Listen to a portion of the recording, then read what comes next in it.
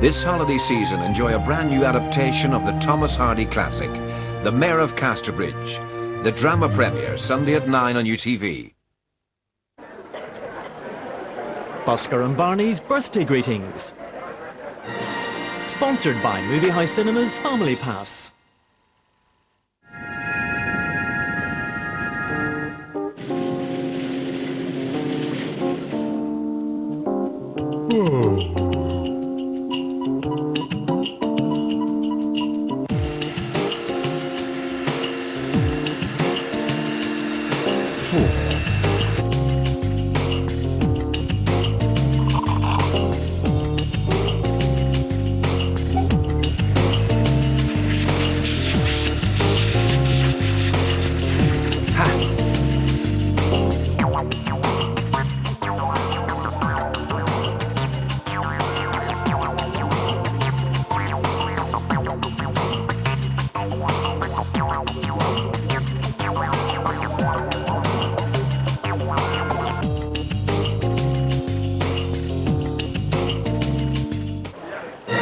Birthday greetings sponsored by Movie House Cinema's Family Pass. It's sale time at PC World. And we're stamping down on prices right across the store. Like £200 off this compact Power Plus laptop. It's got a 2.6 GHz Intel Celeron processor. With a massive memory for running really demanding tasks. Plus, a built-in DVD drive and CD rewriter. And a super sharp 15-inch screen. It's from one of the world's top names and down to $799. So hurry down to PC World. PC World.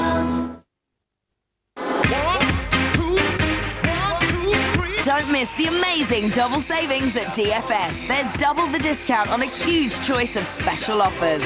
So you save not once but twice on all these sofas and many, many more. As well as double sale savings, everything comes with not one, not two, but 3 years free credit and everything's free for a year. Hot foot it down for double the discount. That's today, including New Year's Day at DFS.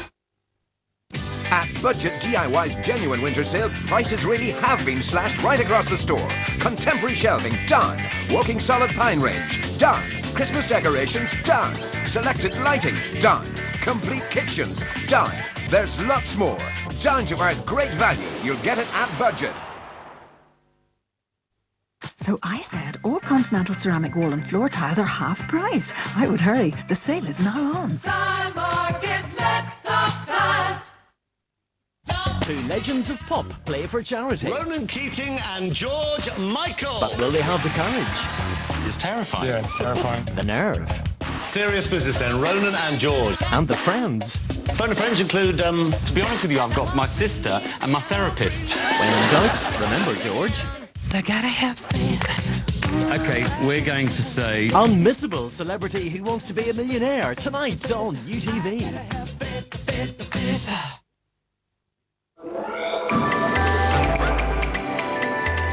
Whatever happened to the child actors on Willy Wonka and the Chocolate Factory? You can find out on After They Were Famous at 5:25. But first, the news.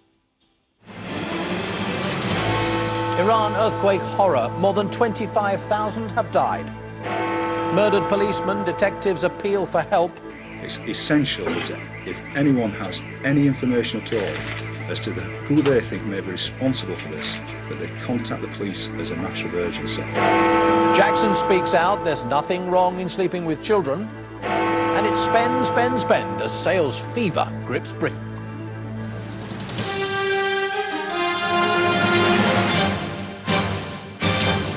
The ITV Weekend News with Nicholas Owen.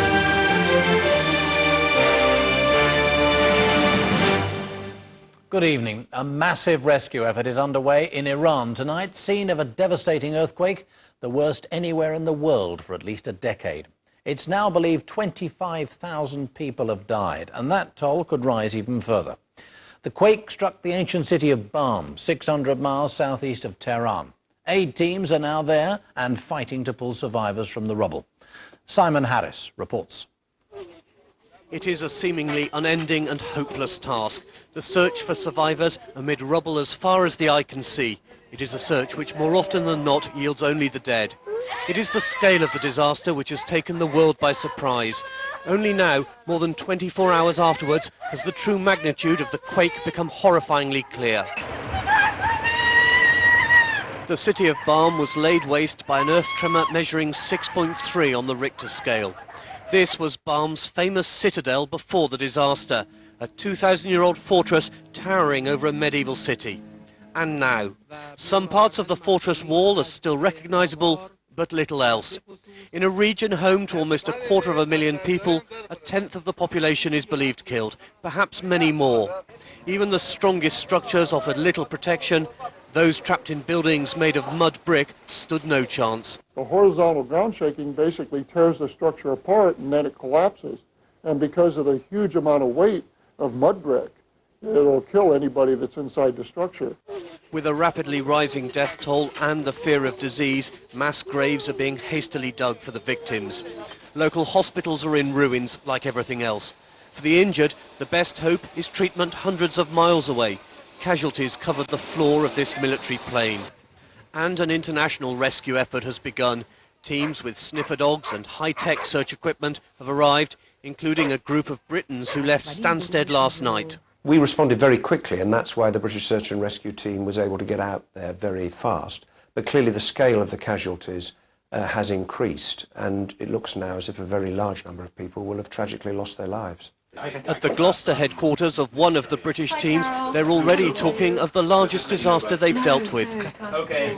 It's early days yet. It could well develop into the biggest one. We just don't know. I mean, the reports we're getting of 25,000 people dead, that's a very, very big earthquake. The rescue effort is being matched by an international relief operation. An overwhelming priority is to provide the people of Balm with the basics to survive: water, food and warmth. Simon Harris, ITV News. Exceptionally dangerous. That's how the police in Leeds have described the man they're hunting for the murder of one of their colleagues. PC Ian Broadhurst was shot last night when he tried to arrest a driver. Another officer was also hit but is expected to recover. Dan Rivers is in Leeds this evening. Dan. Well, this is the first time in 19 years that a police officer has died while on duty here in West Yorkshire. And now PC Broadhurst's colleagues face the grim and potentially dangerous task of trying to apprehend a man who it seems will do anything to evade capture. Flowers have been arriving all day at the spot where Ian Broadhurst was gunned down. The sense of shock and grief palpable among his colleagues, forced now to investigate his murder. Friends too have come to pay their tributes, numb with the awful news. It'd help anybody in any situation. Nice lad to go out there. Ian Broadhurst was 34 years old. He'd only become a policeman 5 years ago, fulfilling his love of cars by joining the traffic division. His wife, Alish, is said to be in a state of disbelief and shock. His squad car partner, PC Neil Roper, is recovering in hospital after surgery. Both have been shot by a man they've been about to arrest for driving a stolen car. This afternoon, every inch of the murder scene has been painstakingly examined for clues. Cars taken away for forensic examination. The police desperate to catch PC Broadhurst's killer. We are appealing for any information whatsoever that can help us track down and find this man, who can only be considered as exceptionally dangerous. The killings also prompted calls for the police to be routinely armed. It's about time the wonderful British police service that we once were actually took to the streets and took control of the streets, because at this moment in time it's the gun gangs that are controlling our streets and we are being outgunned. That cannot be right. But here in Oakwood, the only concern for now is catching a policeman's murderer, who tonight is still on the run. Well, those forensic teams will be back at the scene here at first light tomorrow. There are some 60 officers working on this investigation, and many have volunteered to give up their Christmas holidays, their New Year's holidays, to come in and help find this man and bring him to justice. Dan, thank you. A spate of bomb attacks in southern Iraq has killed at least 4 coalition soldiers and left many people injured. Car bombs were used in the attacks on Kabbalah University and several other bases in the town. Dead soldiers are believed to be Bulgarian. It's the latest in a new wave of strikes on international targets in Iraq. Michael Jackson has repeated his belief that it is all right to sleep with children, despite the child sex abuse allegations he's facing. It's the first time the singer has spoken about the accusations against him since he was charged just over a week ago. He insisted he was completely innocent. Emma Kennedy reports. Since this humiliating surrender to the Sheriff's Office in Santa Barbara, Michael Jackson has vehemently denied the charges, but only through his lawyer. The entertainer faces 7 counts of child molestation. In a pre-recorded interview with America's 60 Minutes show, he breaks his silence. He tells the interviewer, "Before I would hurt a child, I would slit my wrists." But on sleeping with children, of course, why not? If you're going to be a paedophile, if you're going to be Jack the Ripper, if you're going to be a murderer, it's not a good idea. That I am not. At the centre of the prosecution's case is what happened at Jackson's Neverland Ranch between February and March this year. Following the police search, he insists, "I won't ever live there again. It's a house now, it's not a home anymore. I'll only visit." Jackson also gives details of his arrest and the injury he claims he suffered being handcuffed. The star, here with his own children, hasn't been interviewed since the controversial documentary with Martin Bashir, when he admitted to sleepovers with numerous children. With his trial date and the ensuing media circus set for January the 16th, his legal team, fronted by celebrity lawyer Mark Garagas, will be keen tomorrow's broadcast makes a more favourable impression. Emma Kennedy, ITV News. Football now, and while the English teams enjoy a well-earned day off, it's the Scottish clubs who've been in action. Leaders Celtic beat Hibernian 6-0 to go 11 points clear at the top. There was no such joy for their rivals Hearts, who failed to beat Motherwell at home. Their best chance fell to the midfielder Jean-Louis Valois, who failed to find the target. 0-0, the final score. Finally, it's predicted a staggering £9 billion is being spent in the Christmas sales, which began in earnest today. Many stores have been discounting madly to make up for a disappointing Christmas. The bargain hunters are so keen, there are even reports of revolving doors jamming in the crush. Here's Gary Cottrell. For a few, the sales started yesterday, and that was busy enough, but today has been even busier. Shops nationwide are predicting their biggest weekend ever. There's a feverish, festive frenzy out there. Very busy, very crowded, and very tiring.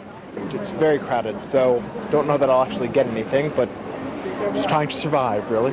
I've been saving a lot of money. I have so much money in the bank now that I want to buy everything here. Got me on a nice pair of jeans, but I can't mention the name.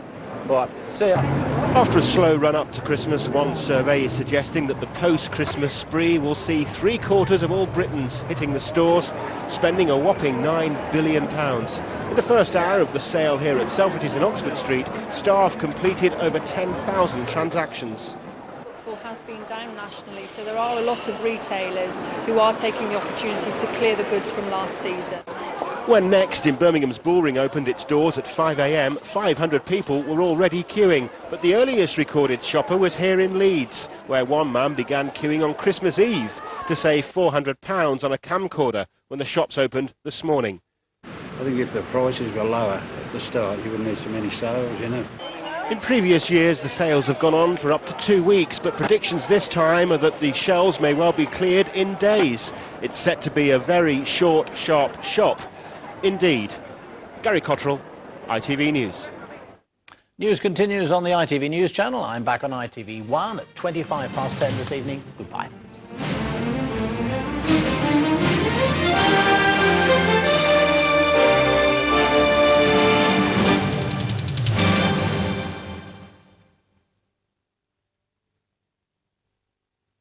ITV National Weather, sponsored by Powergen.